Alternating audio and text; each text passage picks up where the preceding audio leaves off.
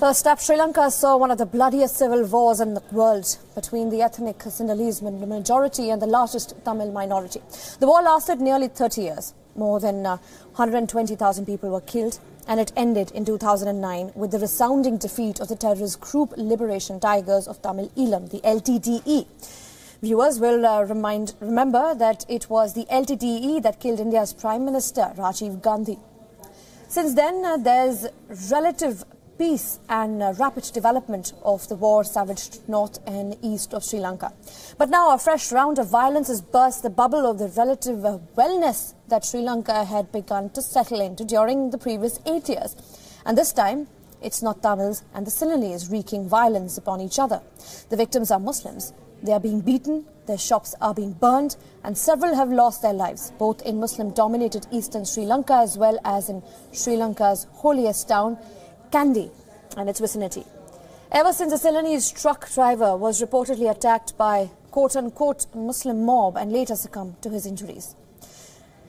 There is a nationwide emergency in place, curfew in Kandy and the Kandy suburb where the lynching took place. And one report suggests that the government of Sri Lanka has even clamped down on the social media in the hilly town, where the famous temple, Talida Maligova, houses one of the Buddhist holiest relics, the tooth of Lord Buddha. Among such scenes of unrest, it is natural that the government and the opposition blame each other. Sources in the government of Sri Lanka blame the opposition faction led by former President Mahinda Rajapaksa, who, since his new party's victory in recent provincial polls, is on the comeback trail. But the current coalition government has been torn asunder by infighting and by the long-standing tensions between President Sri Sena and the Prime Minister Ranil Wickremesinghe. Colombo is under huge pressure to come good on promises, to tackle unemployment, staggering external debt, and to come clean on what has become known as one of the bond scam involving the Central Bank of Sri Lanka. The government also assured the country's largest Tamil minority that this would be the government to finally deliver on the promises of the greatest autonomy for the Tamil majority north and east. It is therefore the most damning indictment of all to register a reaction to the ongoing attacks on Muslims of all ethnicities, the Tamils themselves. The leader of the opposition of the Tamil National Alliance, Mr. Sampath Nand, said, and I quote, "People seem to have the confidence that they can engage in such acts and that the arm of the law would not reach them," end quote. His colleague, the TNA's Jaffna parliamentarian, Mr. M.A. Sumanthira, also was even, in fact, he was also one of the more hard-hitting ones who said, and I quote, "Fundamental belief that one must pander to extremists within the majority community must change," end quote. He also accused the Sri Lankan government of lacking spine. He said that it's the spine and not that there is the president, the prime minister or any cabinet minister. If you can't understand or can't stand up for what is right, then you have no right to govern, he said. Sri Lanka society is as complex as India's investigations are on, and it is not clear who attacked whom and whether the Buddhist militant group Bodubala Sena is behind the spate of attacks on minority Muslims. But given that even the 30-year-long civil war was about a deep ethnic, not religious divide between Tamils and Sinhalese, it is unlikely that the current crisis in Sri Lanka has its roots not in religion, not in race, but in mounting existential problems which only Colombo can and should address.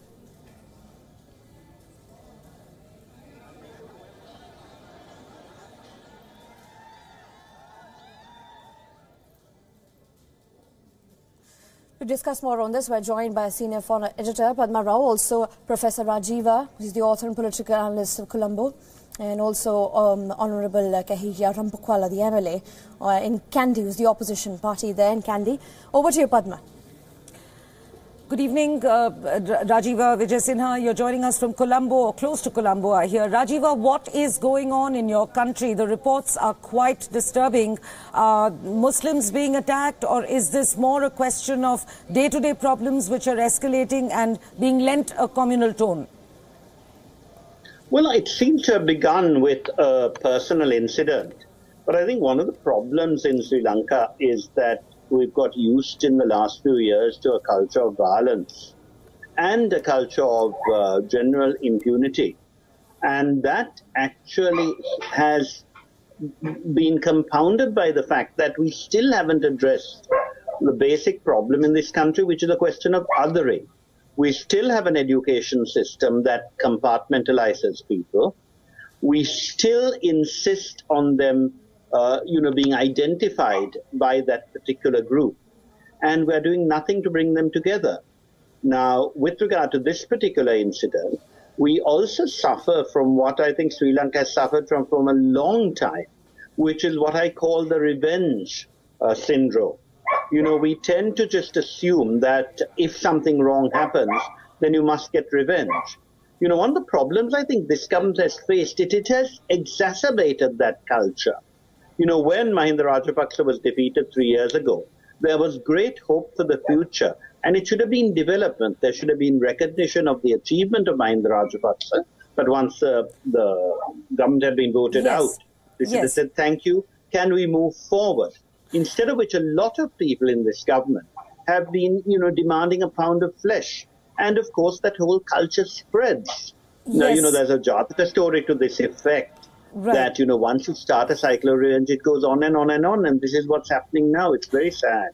Right. Rajiva, now that you mention Mr. Mahinda Rajapaksa, he has just, set up a new party and he has been extremely successful at the provincial polls. He's on a comeback and he has certainly been one of the most controversial presidents your country has had. Indeed, the ruling government would tend to say or tend to put the blame on Mr. Mahinda Rajapaksa's followers, amongst whom was, at least at that time, the Bodubala Sena, which is a militant Buddhist monks group. Is there any grain of truth to that?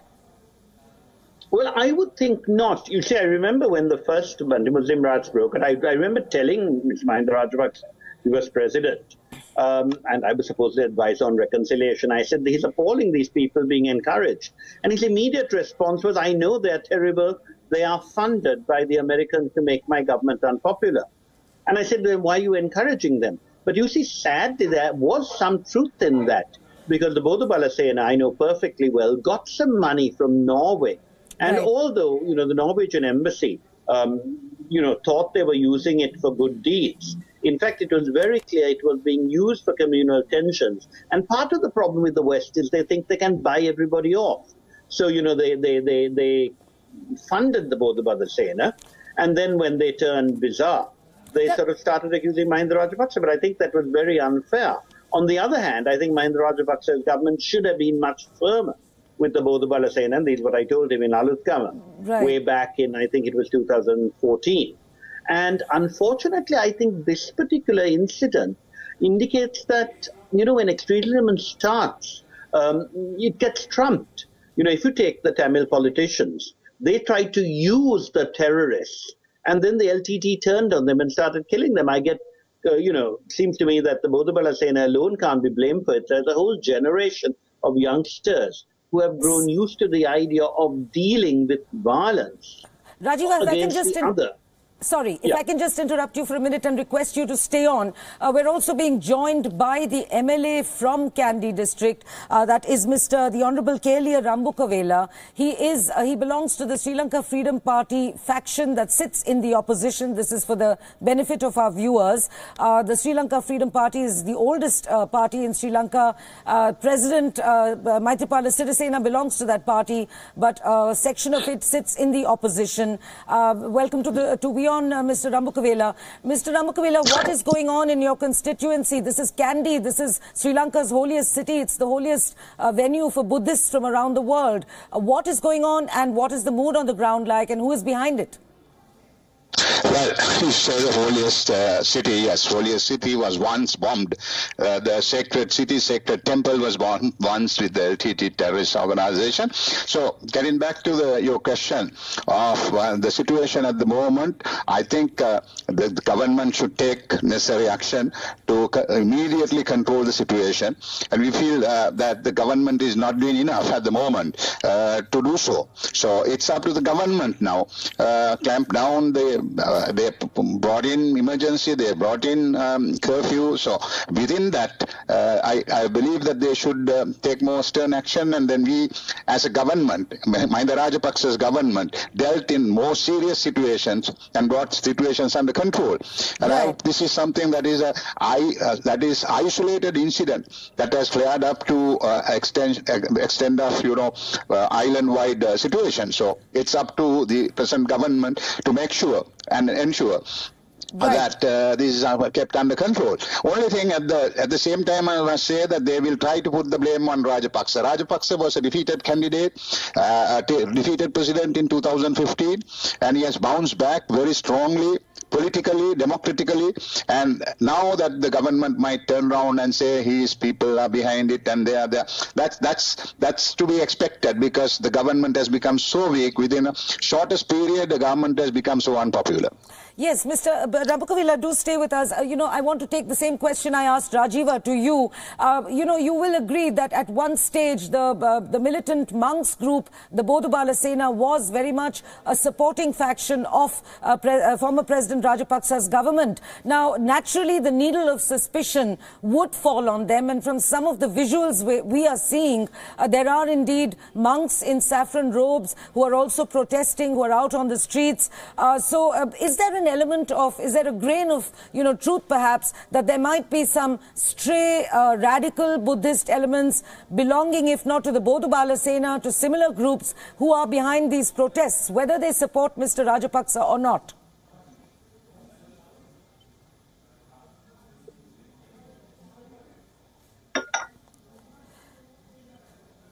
I'm afraid I think we've lost the connection to Mr. Rambukawella, but we will get back to him in a minute. I think we still have Rajiva Wijesinha with us. Rajiva, what more can the government of Sri Lanka do? It's imposed a curfew, it's imposed an emergency for 10 days. Is there anything else left, that any stone that is left unturned? What do you expect it to do? To this, I think they have to make sure that any signs of violence are stamped down on at once, and they have to be even-handed, because unfortunately, there are all sorts of rumors going around, and clearly there are characters on either side, as it were, in this terrible divide, who are violent. So it must be very clear also that this is not seen as nasty Sinhalese or nasty Muslims. It's nasty people, and on both sides, who have been engaging in this cycle of revenge. As I said, they've taken action reasonably quickly.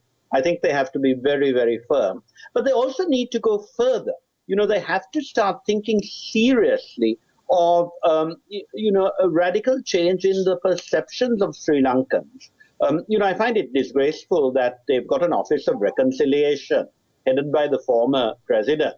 And she just pours money into the elite in Colombo, doing musical shows and dramas and so on, to promote unity. The same thing was happening in early on. But what you really want is radical change in educational policy, radical changes in curricula. You need to make sure that people recognize that this country belongs to people of very, very different faiths, of different ethnicities. They have to be treated with sensitivity. That is not happening. Indeed, Rajiva, I'm afraid we're running completely out of time, but those words will ring very true. They need to recognize that Sri Lanka is a country of multiple sensitivities and multiple ethnicities. I thank you very much, Honourable Mr. Rambukawella and Rajiva Wijesinha, joining us from Colombo, both of you. One was the MLA from Kandy and the other is an academic and a former Member of Parliament. And with that, I toss you back to the studio to Jessica Taneja. Well, thank you, Padma.